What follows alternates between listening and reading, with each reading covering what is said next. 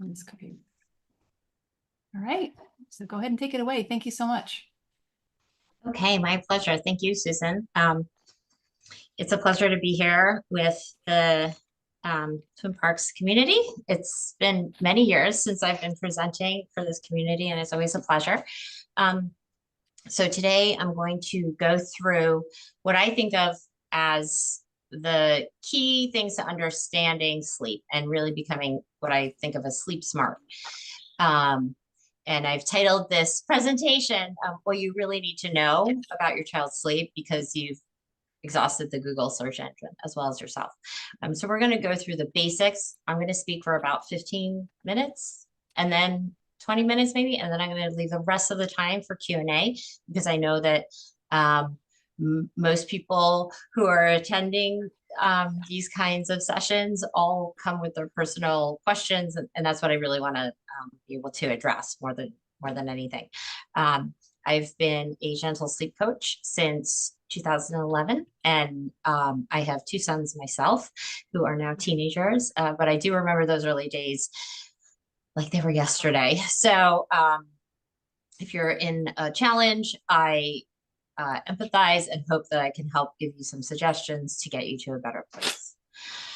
Okay, so if we were to start from the basics and the beginnings, I always want to address a few common myths because so many myths prevail. First, that babies are going to sleep when they are 12 pounds in 12 weeks, right? There's a fantastic book called 12 Hours at 12 Weeks. That babies will sleep through the night when they start solid food, and that if we put our children to sleep late, they're going to sleep longer in the morning. So those are all myths. None of them are true, unfortunately.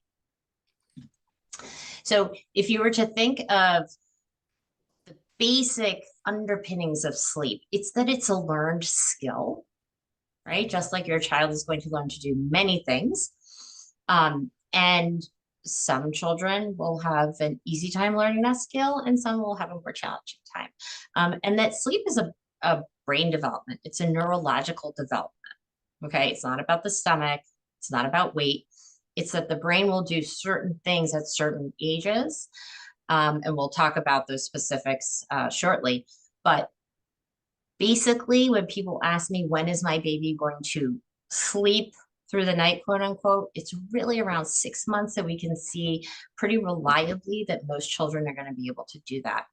And it's also important for people to know that everyone has a slightly different definition of what sleeping through the night is, because some people will say, oh, my 8-week-old sleeps through the night. And I say, really? Your child doesn't eat at night for 11 or 12 hours? And they say, oh, no. She gets up and eats twice. Okay, so that's their definition of sleeping through the night, getting up twice and eating. My definition may be different. So it's just important to keep that in mind. And so if we were to really look at the underpinnings again and the science of sleep, technically there is no sleeping through the night because it's normal for all of us to wake several times, right? We go in and out of sleep, both deep sleep and active sleep. Those are our sort of two kinds. We go in and out of those kinds of sleep several times every night until the morning. And so it's not about sleeping through those, it's about learning how to develop that skill of putting yourself to sleep and going back to sleep. And again, I reiterate, because I said it was a myth before, there is no scientific proof that food, whether it's milk or solids, are going to help the baby sleep better. If anything, it can disrupt sleep if your child is eating too close to sleep. Okay. So what are the most common things that parents come to me, as challenges, having challenges? I hear very often my baby goes to sleep really easily at bedtime, but then wakes up a lot throughout the night. So dealing with night wakings, that, oh, my baby, I always have to, rock my baby to sleep again and again at bedtime all night long. My baby will only sleep being held, right? Whether that's at bedtime, nighttime, or for naps. And then, of course, especially as children get older, I help parents with nap coaching, which can definitely be a big struggle for many children. So what's normal, right? Because many people will also contact me and say, well, is this normal that what my child is doing? And so in putting it into a framework of what is normal, there are certain developmental stages where children will be able to do certain things. So for example, when I meet with a parent, the first thing I ask was your baby born full term at 40 weeks? Not that there's anything wrong with premature babies. It's that if a baby is delivered at 36 weeks, their development may be a little bit behind what a baby born at 40 weeks will be, because their brain is ready to do certain things at certain weeks of development. I also want to know, are there medical conditions standing in the way? Very often parents call me and say, my baby has really bad reflux, needless to say, needs to be held upright all the time. Right? That's a big sleep robber, making it very difficult for children to sleep. Acid reflux. Are there any breathing issues, right? Does your child snore? What are the family histories involved? So all of those things play into what your child is doing and what is normal for them. And I always stress that babies under 5 months, we really want to focus on feeding first and then sleep, because in some ways, if feeding isn't going smoothly and easily, it's going to be really challenging for a baby to sleep. It's not that that food will make them sleep. It's that if there's a disturbance in it and they have challenges, there's a really high correlation with sleeping being hard or difficult. So those are some things that help parents assess what their child is doing with respect to other children the same age. Also, because I do follow American Academy of Pediatric guidelines, the AAP states that children under 6 months may not have regular sleep patterns.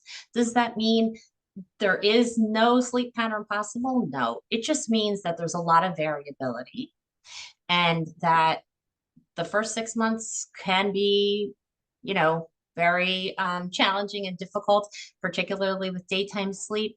Their sleep patterns may not be regulated until closer to 6 months, which is also helpful for parents to understand when they're looking at a lot of information online, especially social media, and comparing their child to, someone else's and saying, why is my child not doing this? Because that child is, and they're the same age. There's a lot of variability in those first 6 months. So again, getting to that wonderful idea of sleeping through the night, because we don't, it's really about how your child knows how to fall asleep at bedtime and then be able to put themselves back to sleep in the middle of the night, and then eventually for naps. So if you were to think of the architecture of sleep, think of bedtime as the foundation. Okay, that's our template. What we do at bedtime is what we will be able to replicate at night wakings, and then eventually for naps. So if the architecture of sleep were a blueprint, bedtime would be the foundation. The first floor would be nights, overnight, and then naps will be able to be built when those nights start improving, which is very helpful for people to understand when they're trying to make changes, because we think of, oh, it's a new day, we're going to start making changes in the morning. But sleep actually starts in the evening and goes overnight. So we actually want to make changes at bedtime, and then at night wakings, and then for naps, which feels counterintuitive, but that's actually how changes will progress and be able to work the best. So one thing I also hear from a lot of parents about is, my child wakes up so early in the morning. If you have a morning bird, by default, your child is just someone who wants to go to bed early, wake up early. I want to help parents understand what's a night waking and what's early rising, only because in some ways the way we tackle them may be a little bit different. But night wakings are, normal wakings that are going to happen any time throughout the night. Early rising is in some ways a night waking, but it's very distinct in that it's always sort of 4:30 or 5:30. And it can be very stubborn, but it's really important to address it because it tends to just get worse over time. And so 5 becomes 4, becomes 3, becomes 2. And we think, oh no, this is nowhere near the morning. So I just illustrate that because it's such a commonly found challenge. And then of course, naps, right? So a lot of young children have nap challenges and they need a lot of daytime sleep really until they're close to 4 years old. So it's one of those things that, well, at least my child sleeps well at night, even if their naps aren't great. But in some ways, you know, naps may not be great because their night sleep isn't really that solid and vice versa. So the truth is, because if we think of that architecture again, we need to get that foundation at bedtime solid, night wakings addressed, then we can work on naps because it really is chicken and egg. All, you know, all those pieces of the sleep puzzle sort of work together. And so what do we do about all of this? Because I can give all these descriptions of how it works and why things happen, but really we just want to solve problems, right? So the first thing that I ask every parent I talk to basically is, does your child know their crib? Okay, and whether it's a bassinet, pack and play crib, it doesn't matter. Do they know where they're supposed to sleep? Because many babies, right, they will fall asleep in our arms, we transfer them, and then they wake up in this place they don't know. So first and foremost, we always want to make sure your child is very familiar with their sleep space. And the way you do this is actually helping them familiarize themselves with it during the day, right? So helping your child go into their crib just a few minutes twice a day. Lights on, staying in the room, saying, hey, this is your crib. This is your chill, relaxed space. Hang out. Why don't you get familiar? Feel comfortable here. And then after a few minutes, taking your child and going and doing something else. That action of going in and going out with you nearby is going to help your baby or child really feel familiar, because at some point we need to put them in the crib comfortably awake so they can start falling asleep there and learning that skill. The second thing is helping assess whether night feedings are necessary or a learned hunger or just habit. And so I always want parents to have a discussion with their pediatrician, especially under 6 months, right? Because has the baby gained enough weight? Are they eating enough and well enough during the day to be able to night wean? But after about 6 months, unless your child has a medical condition, chances are they don't need to eat. And so it really starts becoming this sort of learned hunger and a behavioral habit of how to go back to sleep. Next, we want to assess how your child falls asleep at bedtime and then goes back to sleep at other times, right? So being consistent about that. So let's say my child is always rocked to sleep. Doesn't matter if it's bedtime, middle of the night, or naps. Okay, well, at least we're consistent. We know we have to change that behavior. But a perfect picture of inconsistency would be, well, at bedtime, she falls asleep on the bottle. But in the middle of the night, she's 9 months. I know she doesn't need to eat. I just rock her back to sleep. And then at 5 a.m., I just bring her into my bed because I can't deal anymore, right? So that's a picture of inconsistency. So no matter what, we want to be consistent about the same behavior. And in terms of methods, because there's like 3,000 books out there, right, about how to sleep coach your child. There's really 3 main behavioral methods. The first is extinction, or what people call cry it out, which was popularized in the 80s with Mark Weisbluth saying, put your child down at bedtime, say goodnight, leave, don't go back, right? So cry it out is in some ways very popular because it tends to work pretty quickly. Having said that, it doesn't work for all children, and a lot of parents just aren't comfortable with it, which is understandable.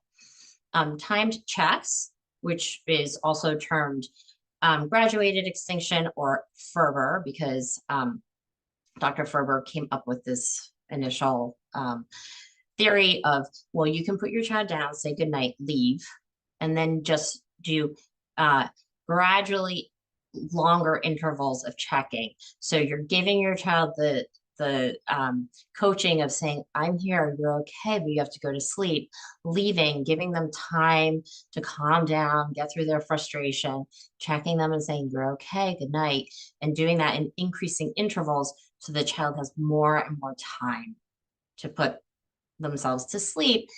And it does tend to work fairly quickly, and it tends to work very well for very alert children who may find it really stimulating to have a parent very close by, and actually seem to get angry when we do a lot for them. And then lastly, fading, which some people also call the chair method, where basically you can stay with your child at bedtime and any night wakings for a few nights, then move away in the room for another few nights, and then out of the room. So you're basically coaching your child, staying with them, helping them learn to fall asleep, and then gradually moving yourself away so that you don't sort of get stuck there for several years. So those are really the three main behavioral methods that are out there. I know pick up, put down has become very popular in the recent years. It in some ways tends to be a version of fading, but it's very gradual, and it can be very hard to be consistent with because it takes a long time, usually, more often than not. And so, as I said before, when we make changes, we always want to start at bedtime, move to what's happening at night wakings, and then work on naps last. So that's the majority of what I want to share. Of course, you can always reach out to me on my website, and Susan will have my email contact. Please feel free to ask me questions, reach out to me with questions or concerns. And now I would love to open it up to your personal questions, because I'm sure that there are many of them. Christine, I think we had somebody that asked about toddlers. Yes. Moving from a crib to stay in bed at bedtime. Okay. Yep. I help a lot of families with toddlers. And they're near and dear to my heart because that's where I started my sleep challenges, moving my child who was 18 months, who successfully climbed out of his crib after trying for many months, landed on the floor, and was in a toddler bed at 18 months. So in terms of readiness, well, there's two situations most people find themselves in, right? Either like my situation, your child successfully climbed out and now is this danger to themselves, right? First thing, we always want to put mattress on the floor for safety, right? So if you're feeling like your child is putting themselves at risk in the middle of the night, please put the mattress on the floor and then go from there. Most children are ready to make that move closer to 3 years old because they don't have impulse control, right? So that's not a judgment, that's just a developmental issue. The idea of staying in one place all night is very challenging, and most kids are really more prepared to do that closer to 3. Now, if you have to do it sooner, which many people do, or many people choose to, we just want to make the room that your child is in the crib, right? So it's all about safety, safety proofing the room, and putting an extra tall safety gate on the door, right? I do prefer gates than just closing the door. It tends to help the child with any anxiety that they're going to have, like, oh my gosh, I'm in a room and the door is closed and I can't get out and I can't do anything. A gate will allow them to sort of be heard, potentially be seen, but keep them safe, because we don't want them in and out of a room at all sorts of different hours. So it's really about just keeping that safety boundary. Depending on how old your child is, you want to tell them shortly before, not too long, but sort of like the day of, or maybe the day before, and that's it. And saying, tomorrow we're going to start your new bed, it depending on the age of the child, helping them sort of be involved as much as appropriate, right? Would they like to pick out their sheets or blanket? Sort of getting familiar with that, reading books about what that process is like and what the expectations are, right? We do all of our bedtime routine, then I tuck you in, we do lights out, I say goodnight, right? Helping them understand what it's going to be like and what your expectation is, which is I'm gonna tuck you in just like I always have, and then I'm gonna say goodnight. Of course, there's usually a transitional period of, stay or this is hard. And of course, we can always acknowledge that and potentially stay for the first few nights and then move out of the room, just like I would have suggested with, sort of a fading method. Some things that also help in that transition are developmentally appropriate clocks, right? There are a lot of them out there on the market. Many people will just use the Hatch that will help kids understand when when the clock is red, it's bed. And when the clock is yellow, it's morning, right? Anything like that that helps your child understand, oh, right, it's nighttime, it's lights out. I have to stay here until the clock tells me, because that's very concrete. It's not arbitrary. It's gonna be the same every night. So things like that can help. Also, a family photo in the room, because many kids will say, but I wake up and I'm scared and I can't see you and I want to see you. Okay, so that's why we have this great picture. It's right next to your bed, and you can always remember that great time we had, at the beach over the summer or whatever it is, because often kids, their accessing memory is in development. We even have a hard time calling to mind certain memories, right? So sometimes for them, they're disoriented in the middle of the night. They just want to be with us, but we want to separate night and our sleep and the morning. And so sometimes a family photo can just help them sort of hold on to that, instead of wanting to run into our room and get under the covers, as is so common for toddlers. So I hope that helps in terms of the transition from crib to a bed.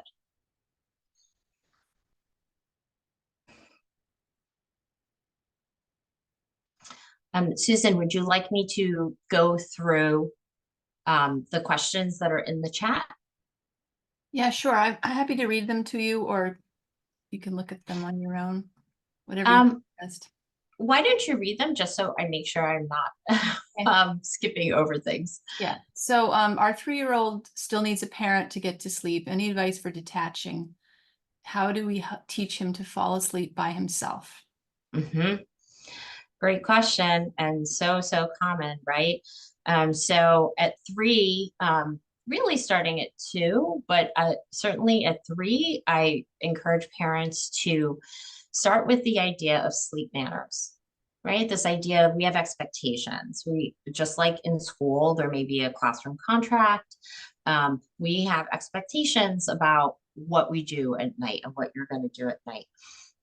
So first and foremost, as I said before, some type of clock or time minder, right? It could even be a nightlight. When the nightlight goes on with the timer, right? An automatic timer. Nightlight goes on, it's bedtime, and you stay in your room until the morning. So that's the first thing. The second thing is doing a visual schedule. What do we do every night at bedtime? Whether you want to sort of post it someplace for the child, or the child actually like checks off. A lot of kids love a checklist, right? It makes them feel in control, like so many of us who use checklists all the time.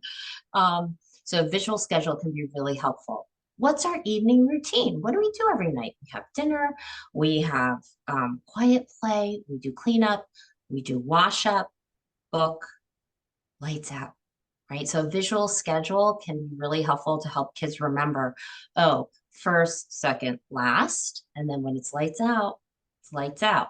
Now, for those children who are really used to parents being with them as they fall asleep or go back to sleep, the first thing, as I said before, we want to make sure they're comfortable in their space. Do you spend any time in the room just hanging out, chilling out, quiet play? Do you read books in there? Any quiet play? If not, do that. Make a point of saying, hey, let's go spend 5 minutes in your room. And especially with 3-year-olds, hey, let's go do breathing for 1 minute. Okay, so kids at this age, we really want to start teaching them how to calm their bodies because that's self-care. So I often encourage parents to do box breathing, right? To teach their kids box breathing. The reason I like it so much is because it does regulate breathing. It's not about deep breathing, it's about regulating it so it can go nice and slowly. It's very tactile, right? So you can take a box, whether it's a shoebox, tissue box, pad of paper, and say, this is how we calm our breathing. We inhale for 2, hold for 2, exhale 2, hold 2.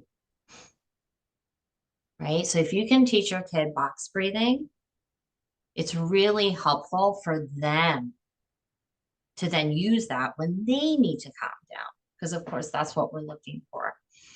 So all those kinds of things in their room will help support the transition.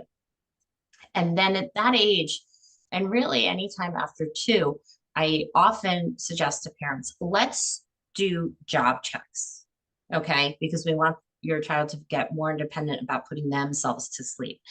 So staying, as you see, at some point we'll start going backwards. And like I have to stay all night or I have to get up 4 times a night. That's not helpful.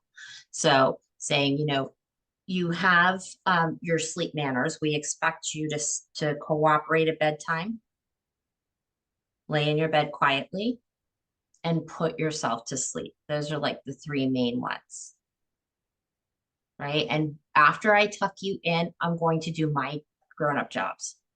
And I like the idea of job checks because if you tell your child, I'll be back in 3 minutes, that's like 3 hours to them, right? They can't tell time. It doesn't mean anything to them until they're much older.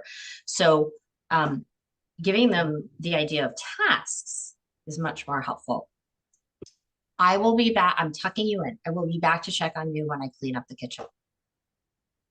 They don't need to know if it's 5 minutes or 7 minutes. But if you can have a list of things that you have to do every night, and we all have to do all these things every night, I know, cleaning up the kitchen, paying the bills, taking a shower, all of those things that I know are waiting for us, it will usually help pretty quickly because your child has this idea, oh, dad's right there. He's cleaning up the kitchen, but I'm getting more tired. Oh, he's sitting down paying the bills. Okay, I'm getting tired. I'm going to sleep. And so if you can do that in increasing intervals, sort of using that time check framework, it tends to work pretty quickly. So your check should be sort of 5 minutes, 10 minutes, 15 minutes. And it tends to work pretty well because your child is confident they're coming back, but they're not overstimulated, sort of waiting for you, hyper vigilant. What is mom or dad doing over there? Are they going to leave sometime soon? They know, here's the deal. I'm going to check on you, but you have to put yourself to sleep. And then of course at night wakings, you're not going to make up a list of things that you need to do, but you can say, I'm checking on you. I'm going back to my bed. Good night. The clock will tell you when it's time to get up. So those are sort of the most common things I suggest for parents of 3-year-olds who are really used to having someone in the room at bedtime and or during night wakings. The clock, a visual schedule, the idea of these 3 manners, and then doing job checks. Because it's very pragmatic, right? It's very practical. We really do have to do these things. We're not lying and making things up. But it's a minimal interaction. And so it inspires confidence in them, but then we move away because one of the troubles with staying with your child is that they will become hypervigilant and they're going to sort of keep one eye open and one eye open. And all of a sudden, instead of it taking 15 minutes for your child to fall asleep, it takes an hour and 15 minutes because they're waiting.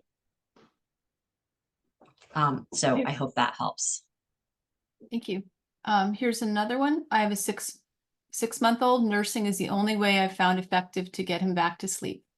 how to move away from this. He's still in our room at night. Do you recommend Ferber method? He's very alert. So a few things. Many parents that I talk to are, room sharing, whether that's because that's their choice, they live in a 1 bedroom, or a variety of reasons. The first thing is to assess, again, is your baby okay in the bassinet or crib, right? Are they familiar with it? If not, that's the first thing to do. The second thing is, what happens at bedtime? Does your baby nurse to sleep or fall asleep in your arms to sleep? Because let's change bedtime before we can work on the night wakings and the night feedings, right? So separating feeding and sleeping at bedtime is really important. And the a thing that I often suggest is reversing your routine. So it feels very awkward and weird the first few nights you do this, but think of I'm going to feed you around bedtime, but that feeding needs to happen first in our routine in a fairly well lit room, right? Because we're feeding, we're not going to sleep. Then I'm going to give you enough time to digest and burp, let's say 15 minutes. And then I'll do any type of change or wash up and put you into the crib comfortably awake so that I can help you fall asleep in that place rather than, feeding to sleep. Now, if your baby is very alert, yes, time checks may work very well. So you would do all of those things, right? Acclimate the baby, separate feeding and sleeping at bedtime, if that's what's happening, or holding, either way, putting your child down comfortably awake, and then you leave the room, and then you do checks again. I suggest 5, 10, 15, 20, and those checks should be very minimal. I wouldn't go in and touch and pat or pick up because it's going to frustrate the baby. And then you sort of start all over again. And then every time you're starting all over again, and it tends to sort of be too much. So I often suggest crack the door, use your voice, even if your child is crying, they're going to hear you. Say, I love you. Good night. I'll be back in a few minutes. Close the door. And in terms of crying, because so many parents want to know, well, how long is this going to be and how many nights is this going to be for? First of all, 6 to 9 months tends to be a real sweet spot in terms of coaching because your baby isn't an infant, but they're also not toddlers yet. So developmentally, it tends to be a place of relative calm. But the crying will usually go one of 2 weeks. It's going to go 0 to 60, and it's going to be here and here and here. And there's no stop and there's no break and there's no breath. And that tends to happen with much younger babies or babies who simply aren't ready or really need full-blown extinction. For the vast majority of babies who are, separating, they're having a hard time with it, they're crying, it tends to go in peaks and valleys and peaks and valleys. And then those valleys are going to get lower and lower and lower. So if you can be patient and listen for the valleys, they are going to get lower and lower, and your child is going to go to sleep. Now, what happens overnight? Okay, if your child doesn't have medical conditions and you've spoken to the doctor about it and you say, okay, he can really go the whole night without food, you can gradually reduce those feedings. Whether you're nursing or bottle feeding, you can either go down in minutes at each feeding or ounces, or if it's really common, really frequent, let's say your baby's feeding every 1.5 hours to 2 hours, and you really don't feel like they need that, you can sort of do every other feeding. So let's say you feed your baby at 7, they wake up at 9:30. Chances are they don't need to eat at that point. They know that that's going to put them back to sleep. So you could help him back to sleep any other way, and then ask him to wait until the next waking, which might be closer to 11 midnight. So all of a sudden you've increased your intervals to 5 hours, right? And proceed that way for probably about 3 or 4 nights. And then all those calories are going to move to the daytime. And again, whether you're nursing or you're bottle feeding, your child is going to demand those calories during the day.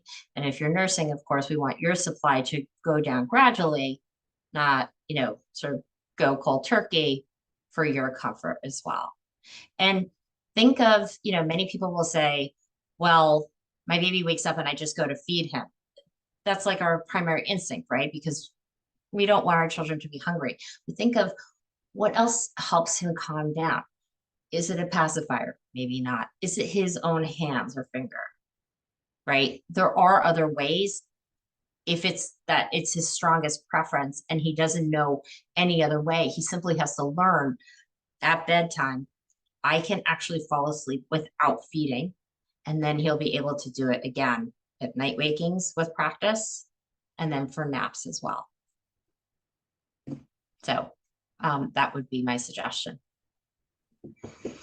These are a couple more similar problems. My toddler moved to a bed. Now he wakes up several times a night, walking to the living room, sister's room. He even sleeps at a playmat one night. Our toddler needs a parent to fall asleep, and now that he's in a bed, can get out of the bed himself. And maybe just those two first. They're similar. Yeah. Once they're in the bed, then what happens? Because they have the ability to walk on their own. Right. And so that's why I said before, we need to think of, okay, now they're in their bed, their room is the crib. And that's just for safety, because as I said before, developmentally, children don't have impulse control. They just don't. I mean, the truth is impulse control is something that we develop for a very long time, right? As we grow. So that idea of staying in one place all night is like really challenging. So the safety gate, that's always my first thing. Extra tall if your child is tall, or a climber or a scaler, making sure the room is totally safety proof, meaning there aren't like huge blocks that your child can just stack up to hop over the gate. Because they're not, just by saying stay in your room is not going to help. They need that physical boundary more often than not. Another thing that can be helpful is if people have different living situations and they can't put a gate on the door, close your door. And you can tell your child, when I tuck you in, or when I go to sleep, I lock my door. You may not come in. I need my sleep and I need my privacy at night. Okay, so some parents will feel more comfortable with that. You can also print out a stop sign, like a red stop sign. When you go to sleep at night, put that on your door. You may not come in when you see the stop sign. Sometimes that visual reminder, they're not going to like it and it's not going to be magic, but it's sort of like, oh, I have to stop. Children will often fall asleep in their wanderings, on their floor, at their parents' door, in the living room. Sometimes that's sort of, I chalk it up to their sense of agency, right? Like, I will not do what you're asking me to do. I'm going to fall asleep on the floor. Okay. They usually stop doing it within a few days because they realize that's not so comfortable. My bed is so much cozier. But it's often just sort of an act of challenge and rebellion, and it's not going to hurt them or anything like that. It's just going to be uncomfortable, and they're going to realize this is for the birds. I'm getting back in my bed. Right. And so oftentimes parents will say, well, my child is falling asleep at the gate. Okay, let them do that. Don't move them. They are going to wake up and think, oh, wow, that was awful. I'm getting back in my bed tomorrow. Right? We want them to learn from their experiences, because again, as they're getting older and developing, this is self-care. We want them to take ownership of it, which obviously we're there to do so much for them, and we want to, because we're their caregivers and we love them more than anything. But we want them to learn from those experiences, because if they don't, they will just keep on relying on us to do it for them again and again. And so going also back to the parent who asked, staying, like, I have to stay with my child. tell them, let's just say Saturday morning, tonight, I am not staying with you anymore, right? We always want to tell kids who are sort of 2 and over, maybe even 18 months and over when we're making changes, to sort of give them the information and let them know. Tonight, I'm not staying with you at bedtime. I'm going to tuck you in, and then I'm going to go do my jobs. I'm going to do my grown-up chores, okay? And so you're giving them the information. It's all very concrete. They still may protest and say, I don't want to, I can't. I know you can, has to be your answer, right? Because oftentimes we say, well, what do you think? Or how do you feel? This is not a question of how they feel about it. We know best. We're their parents. We're guiding them because we know what's healthy and safe. So saying, I know you can do it. I know it could be hard, but I know you can do it. So in some ways, having that confidence in them inspires their own confidence, because oftentimes when we stay with our children, they think, well, I can't do this, so mommy has to stay with me. But I guess I really can't do it because she does stay with me. So it becomes this reinforcement of, sort of enabling of, I can't do it, so someone does it for me. But then it undermines their own confidence, which we really don't want for the long run. Thank you. I love to hear advice around sleep regression. My 18-month-old goes to sleep easily at night and has slept through the night for a year without issues, but for the last few weeks, she's been waking up at midnight or 1 a.m. and screaming. We often bring her into our bedroom so she doesn't wake up her sister in the same room. So now we're torn on how to help the 18-month-old. Yeah. So it's really common for children to regress in sleep at different developmental milestones. 18 months is a big one, right? And we sort of, in some ways, every time some parents will say, I know my child's about to do something new because they were up 3 times last night. So sometimes it can be very predictable. Other times not as much. But that waking up shrieking, it works. And that's why they do it, right? They learn very quickly. Oh my gosh, people come running into my room. And it's not, people will say, well, she's manipulating. It's not about that. Your children can't think that way.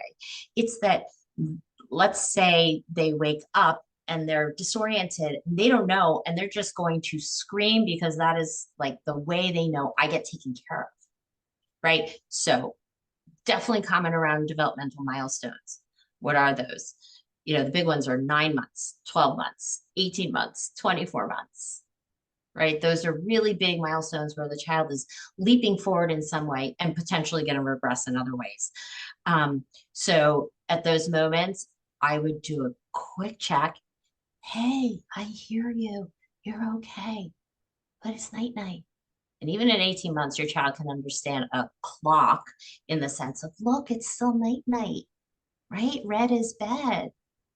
I'll see you in the morning, right? So try not to get into, I'm holding you to sleep, I'm rocking you, I'm feeding you, because that's a habit that's gonna, or that's something that will turn into a habit very quickly within a few nights. So I always encourage parents to go, like, if you have a night waking, you're going to check on your child. Don't wait. That toddler's not going to just stop magically screaming. Go assess, help them, but then leave, right? So acknowledge, but leave. Now, you don't want your younger one to be woken up. I would actually move the younger one out of the room for a few nights or a week, because taking your 18-month-old out kind of reinforces, well, I scream and I, go into mom and dad's room. So I would move the younger one out for several nights until this passes, because again, with developmental leaps, they're not going to be forever. It's hard to say exactly how long, but we can usually address something like that pretty quickly, like within a week, if you don't sort of give it energy, right? If you give it energy, then it becomes a habit that you really have to change. Mm-hmm. Okay, next one is any tips for having 2 kids of different ages share a room? We have a 2-year-old and are expecting another, only 1 room to share. 6 months from now, when they are sharing the room, are we going to have problems with the toddler being woken up by the baby's night wakings? or differences in bedtime routines interfering? Um, well, the short answer is yes. But if you can plan it out, usually, you know, people, most people on the earth have to share a room at some point. Here in the United States, you know, we have this sort of ideal of everybody has their own room. That's very, very uncommon in the rest of the world.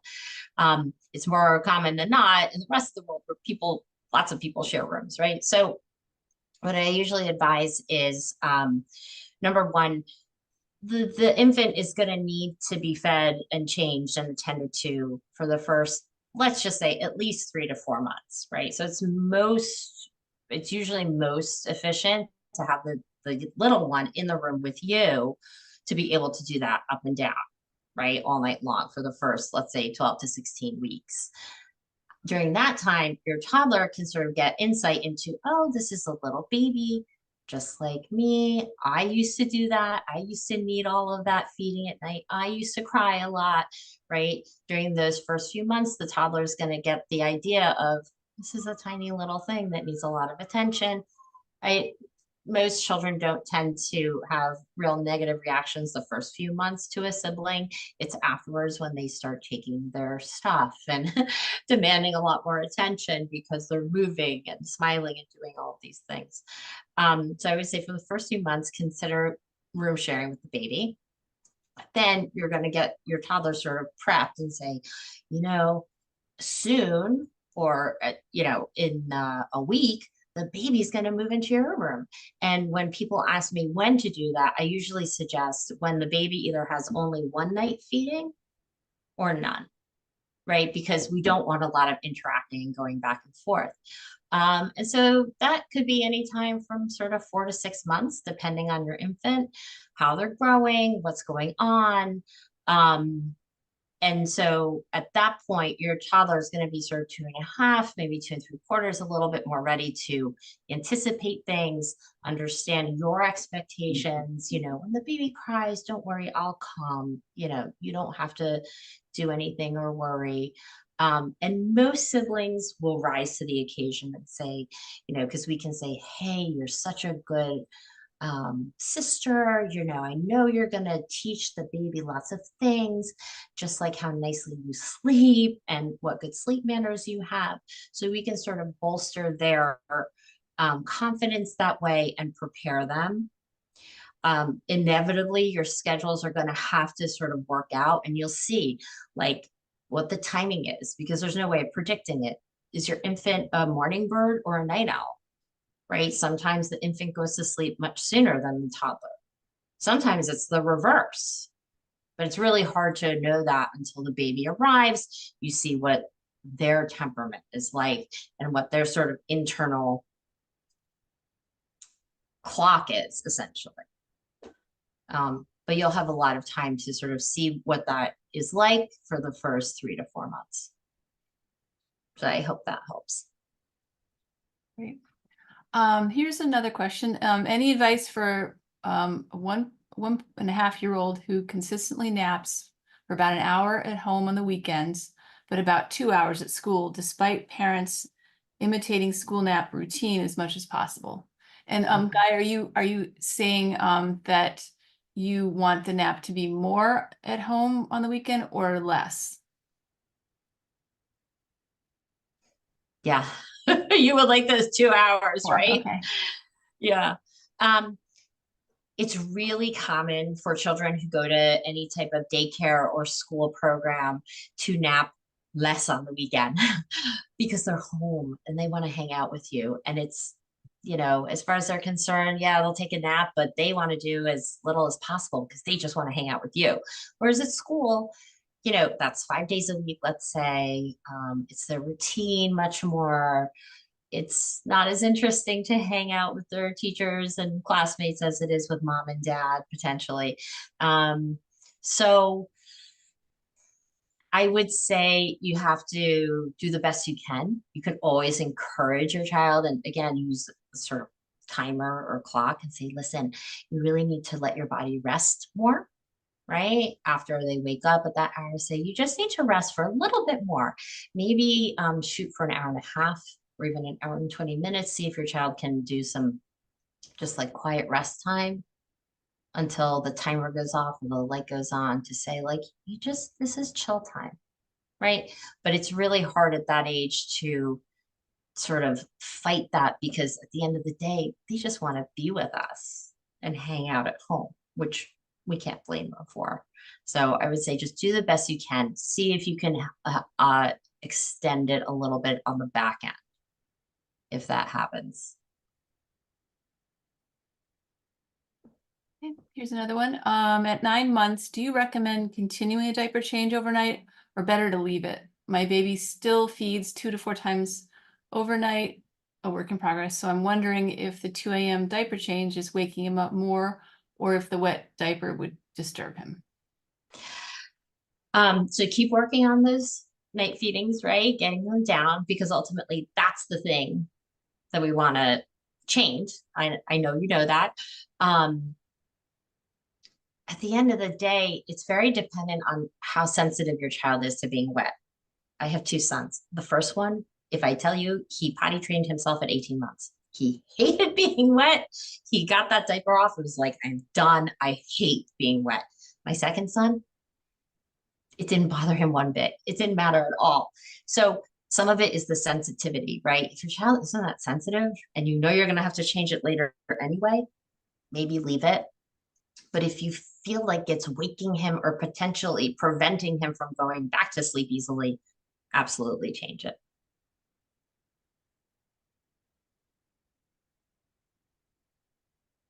Okay.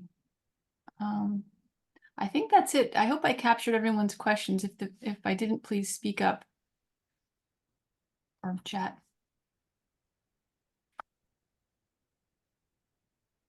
Okay. So this is being recorded. So if you missed something, you want to go back over it, feel free to, I'll link it in the newsletter on Friday. So thank you. Thank you so much, Christina, for helping us today. And we really appreciate it. And Oh, it's my pleasure. It really is. And yeah, please feel free to share my email address. And anyone is free to reach out to me. And wishing everybody a good night's sleep. great. Thank you so much. All right. Take care. Bye-bye. Bye.